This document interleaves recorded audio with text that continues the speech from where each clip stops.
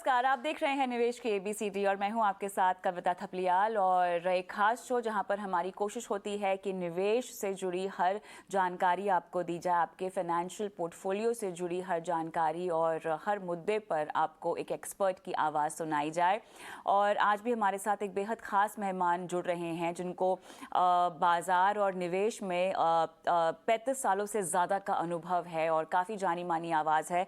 मैं बात कर रही हूँ Sanjay Chawla, chief investment officer equity Baroda BNP पारिवारिक म्यूचुअल फंड। स्वागत है संजय जी आपका निवेश की एबीसीडी में शिरकत की आपने। और सवालों की शुरुआत में करना चाहती हूँ बाजार के मौजूदा मोमेंटम के ज़रिए, क्योंकि बाजार का जो ये मोमेंटम है फ़िलहाल कितना आपको बुलिश दिखाई दे रहा है और कितना और आगे जाता हुआ आपको दिखाई दे रहा है। बाजार की पार्टी फ़िलहाल आपको किस ओर जाती हुई दिखाई दे रही है? नमस्कार कविता जी। सही मायने में देखने जाओ तो मेरे अनुमान से पार्टी तो अभी शुरू हुई है। पिछले 2-3 महीने में मार्केट 10 से 18% ऊपर गया है। इस रैली के पीछे फंडामेंटल फैक्टर्स हैं। पहले तो मैं देश की अर्थव्यवस्था के बारे में मुख्य बातें आपके दर्शकों को बताना चाहूंगा। मैक्रो के हिसाब से देखा जाए तो भारत का जो जीडीपी लगातार तीसरा साल पूरी दुनिया में हाईएस्ट रहेगा। यह हम नहीं, आईएमएफ का अनुमान बता रहा है। दूसरी बात, लगातार कमोडिटीज के भाव विश्व भर में नीचे गिर रहे हैं। इसमें सबसे महत्वपूर्ण कमोडिटी है कच्चा तेल। भारत कच्चा तेल का इंपोर्ट करता है।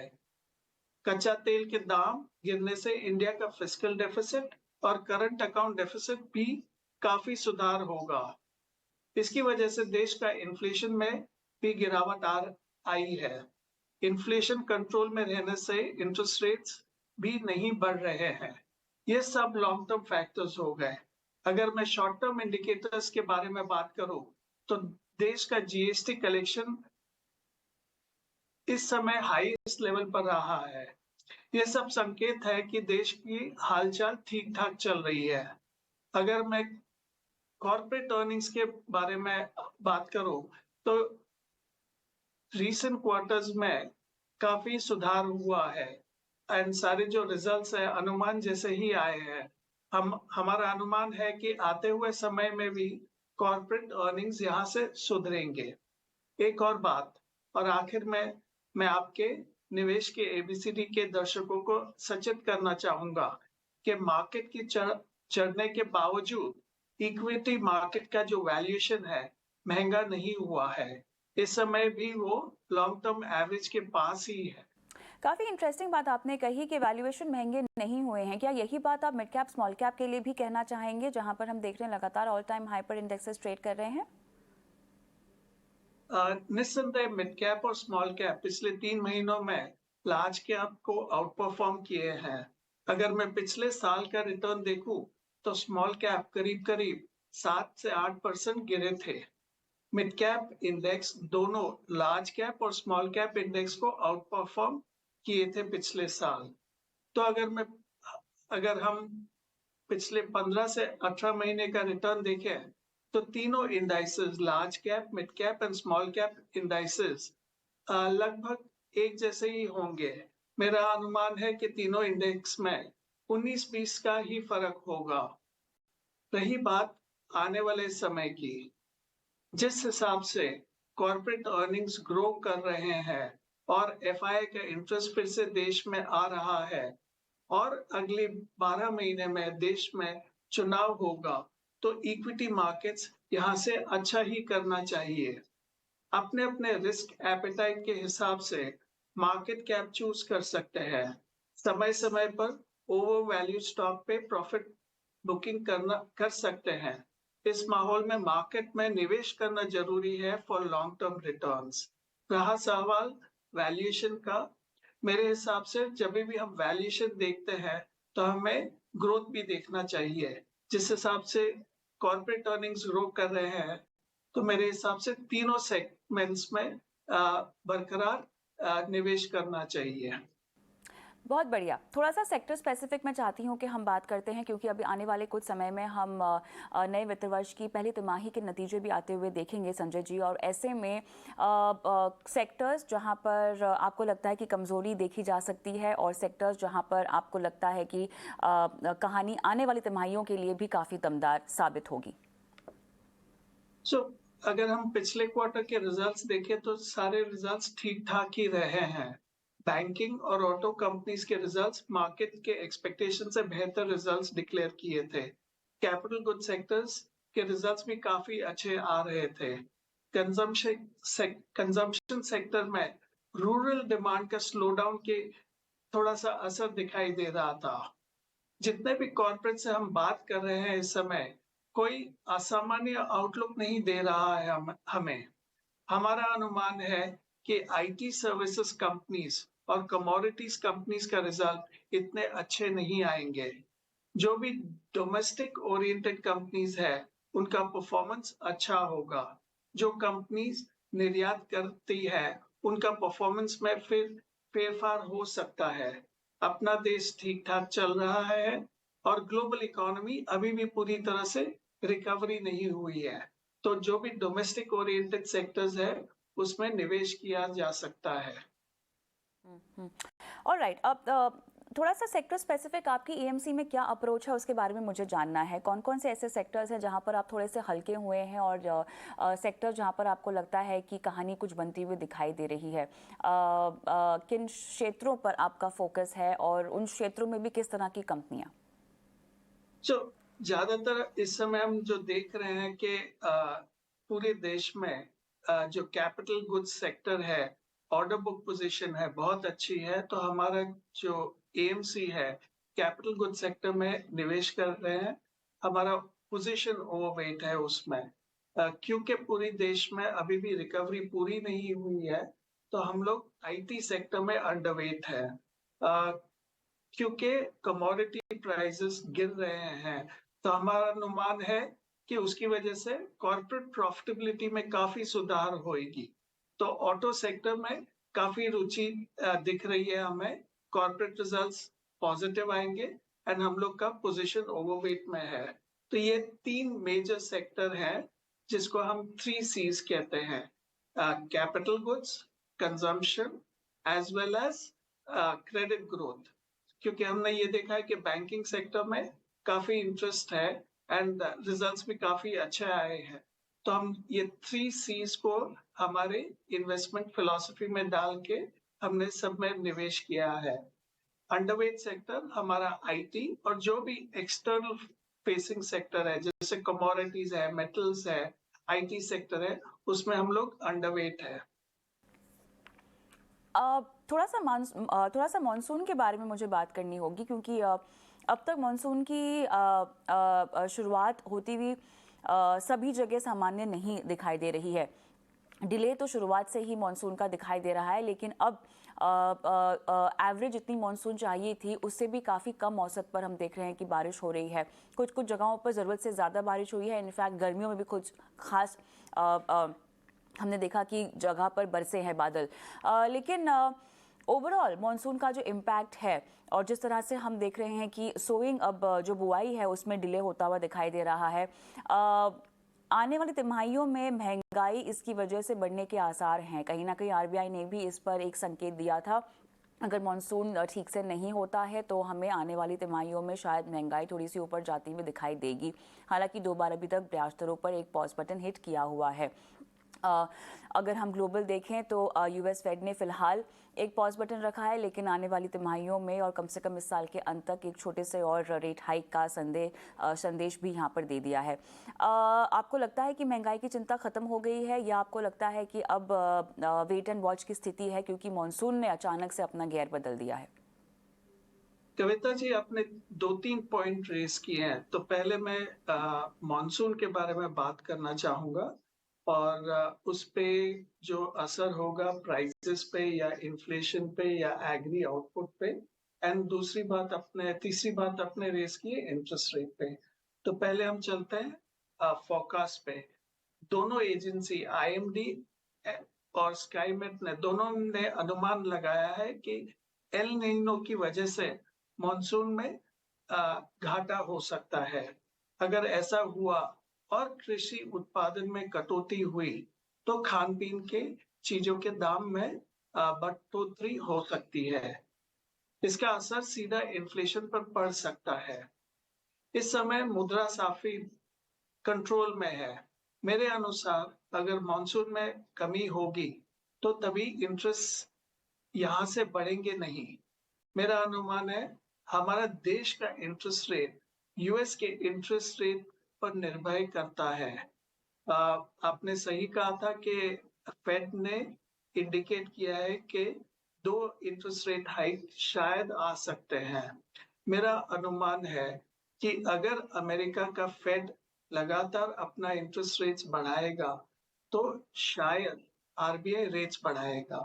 मॉनसून का असर इंटरेस्ट रेट्स पर मेरे अनुमान से ज़्यादा नहीं रहेगा।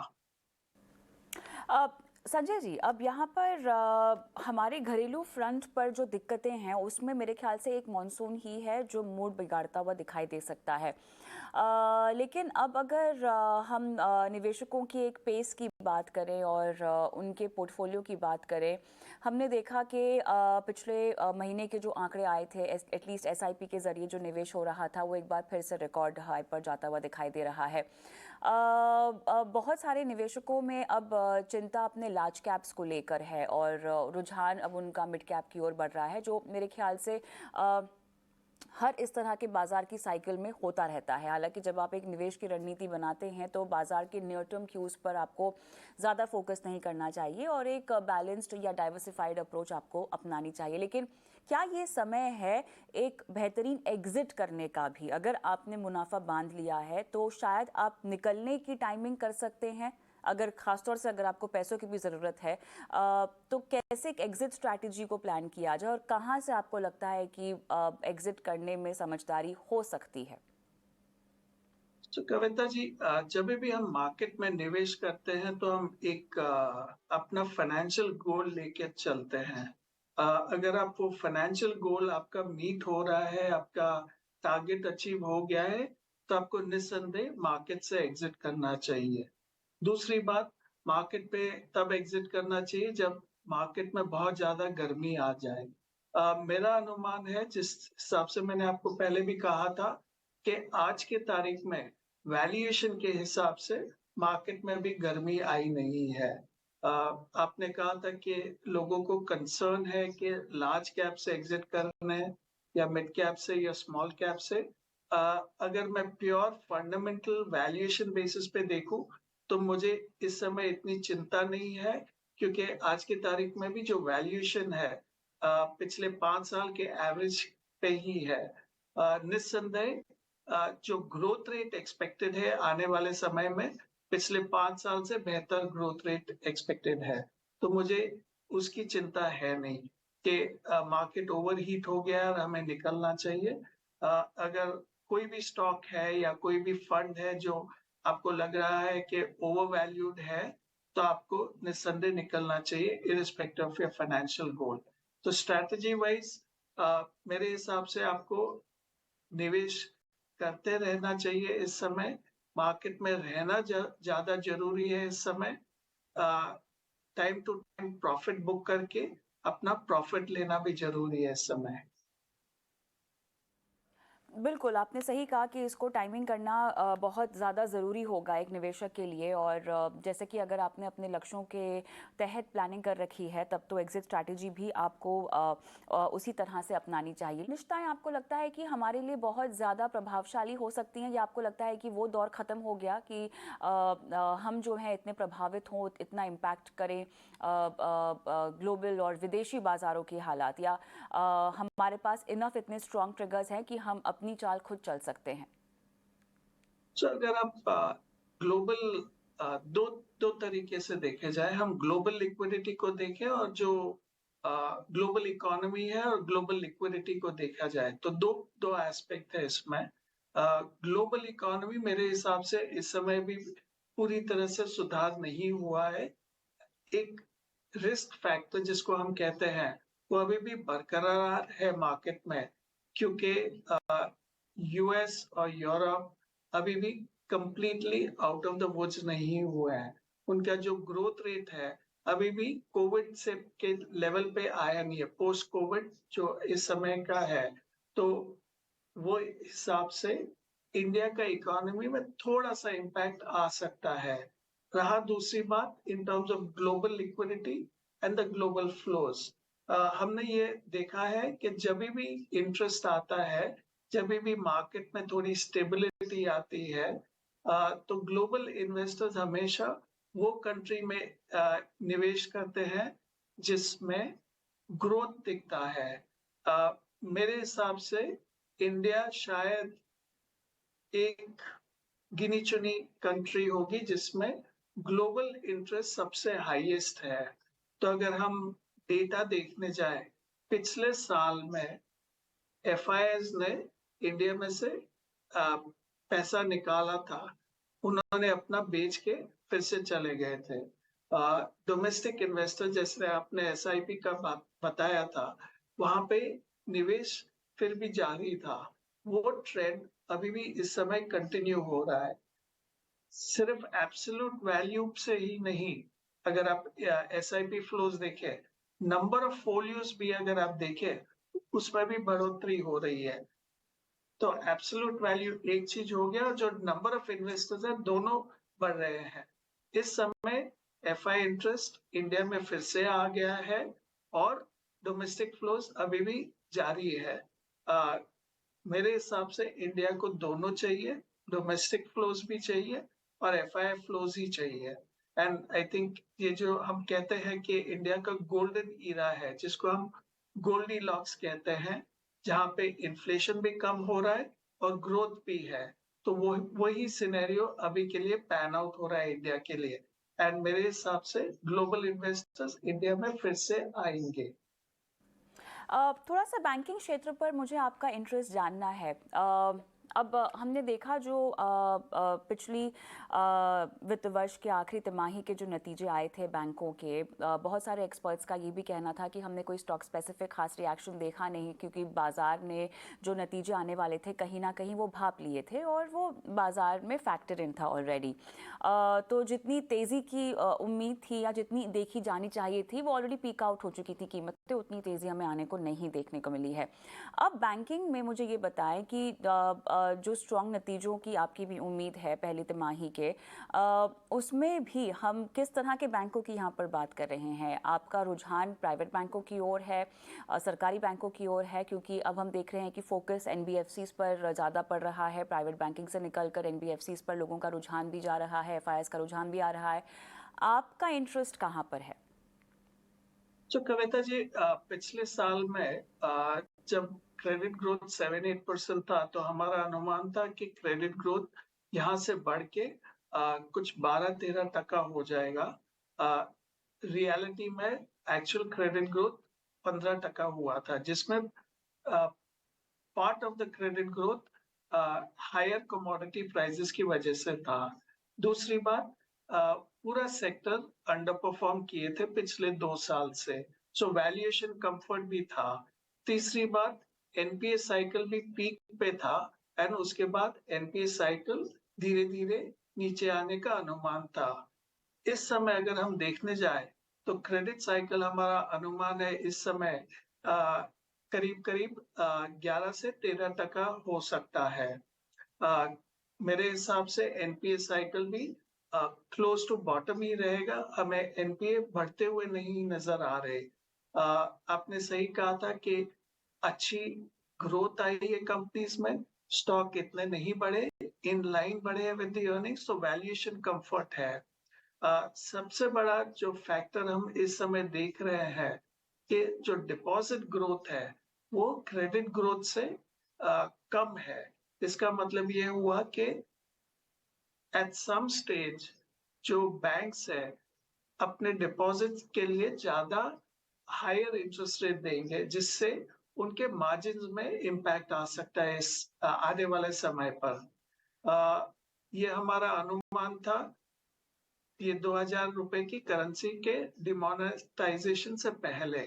उसके बाद हमने ये देखा है कि बैंक्स में सडनली डिपॉजिट्स बढ़ गए हैं, क्योंकि almost 2/3 of the 2000 rupee notes bank में फिर से जमा हो गए हैं, जिसकी वजह से हमारा अनुमान है कि पहले क्वार्टर में भी रिजल्ट्स जो आएंगे बैंक्स के will surprise the market going forward. रहा सवाल आपका कि हम कैसे पोजीशन्ड है हमारे पोर्टफोलियो में। हम लोग लार्ज कॉर्पोरेट बैंक्स देख रहे हैं, private sector and public sector दोनों। हम यही देखते हैं कि जिनका वैल्यूएशन एंड ग्रोथ सही हो एंड जो रिस्क एडजस्टेड रिटर्न है हमारे पोर्टफोलियो में, हम उसी में निवेश करेंगे। दूसरी बात, जिस हिसाब से अभी इकोनॉमी है, जिस हिसाब से इंटरेस्ट रेट्स है, हमारा अनुमान है कि एनबीएफसीज में ज्यादा रुचि आएगी आने वाले समय में, और हमारा पोर्टफोलियो भी उसी हिसाब से पोजीशन्ड है। तो हम भी उसी तरह से इन्वेस्ट कर रहे हैं, उसी तरह से निवेश कर रहे हैं। चलिए यहाँ पर थोड़ा सा बाजार की बातों से ब्रेक लेते हैं और आपका पैसों के साथ जो रिश्ता रहा है और आपकी जो निवेश की समझ है उस पर बात करते हैं। आपकी पहली निवेश को लेकर क्या सीख थी? आपने पहली बार इन्वेस्टमेंट के महत्व को कब समझा? कविता जी, ये बहुत ही निजी सवाल पूछ लिया आपने। जिसको हम कहते हैं फॉर्मली इक्विटी मार्केट में हमारे एजुकेशन के बाद मैंने बिट्स पिलानी से एमएमएस किया हुआ है। उसके बाद से मैं इक्विटी मार्केट में ऑफिशियली रहा हूँ। मेरी रुचि 10वीं कक्षा के समय के साथ थी, जब आईपीओज में इन्वेस्ट करते थे लोग, तो तब से मैं फॉलो कर रहा हूँ। मेरा फर्स्ट इन्वेस्टमेंट रहा है एचडीएफसी लिमिटेड में वे बैक इन 1988, एंड आज की तारीख में भी मैं वो शेयर ओन करता हूँ। तो इट्स, वो कहते हैं ना कि मल्टी बैगर है, जो बोलते हैं time in the market is more important then the timing the market.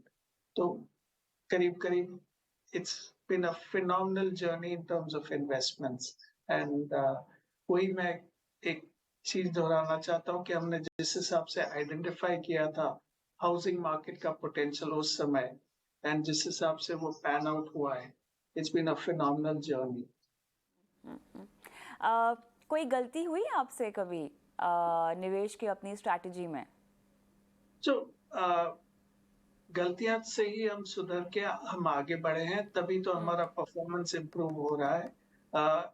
बहुत बार हम जब इन्वेस्ट करते हैं एक सेक्टर में, हम भूल जाते हैं कि वो सेक्टर का दूसरे सेक्टर के साथ कैसे कोरिलेशन है, पोर्टफोलियो में कैसे इम्पैक्ट कर रहा है।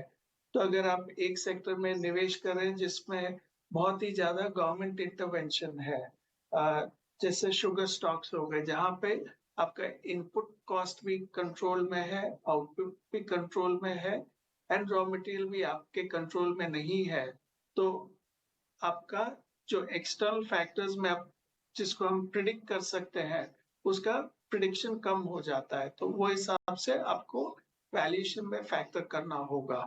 तो हमने वे बैक जब इन्फ्लेशन बहुत ऊपर जा रहा था, तो हमने शुगर स्टॉक में इन्वेस्ट किया था, एंड फिर गवर्नमेंट ने इंटरवीन किया था दोनों तरफ। एंड प्रोडक्ट प्राइसेस को भी उन्होंने घटा दिया था, रॉ मटेरियल प्राइसेस जो गन्ने का प्रोक्योरमेंट है फ्रॉम द फार्मर्स वो बढ़ा दिया था, एंड पूरा कंट्रोल किया था कि वो कभी कहाँ किसको बेच सकते हैं। तो उससे काफी इम्पैक्ट हुआ था कंपनी की प्रॉफिटेबिलिटी पे, एंड कॉन्सिक्वेंटली जो स्टॉक का इम्पैक्ट हुआ था वाज क्वाइट नेगेटिव। तो हमारा यही लर्निंग रहा है कि हमें जितना हो सकता है इन्वेस्ट उसी में करना है जिसमें हम खुद प्रिडिक्ट कर सकते हैं व्हाट इज द रिस्क, क्या पोटेंशियल आउटकम हो सकते हैं, तभी हम जाके हमारा इन्वेस्टमेंट सुधार सकते हैं। चलिए संजय जी, बहुत अच्छा लगा आपसे बात करके और समय निकाला आपने और इतनी महत्वपूर्ण सीख दी हमारे दर्शकों को, बाजार की बारीकियों को भी समझाया। धन्यवाद आपका। Thank you, Kavita ji. Thank you so much for having me on the show. Really appreciate it. Thank you. नमस्कार। नमस्कार। और चलिए इसी के साथ मुझे भी निवेश की एबीसीडी में आज इजाजत दें। नमस्कार।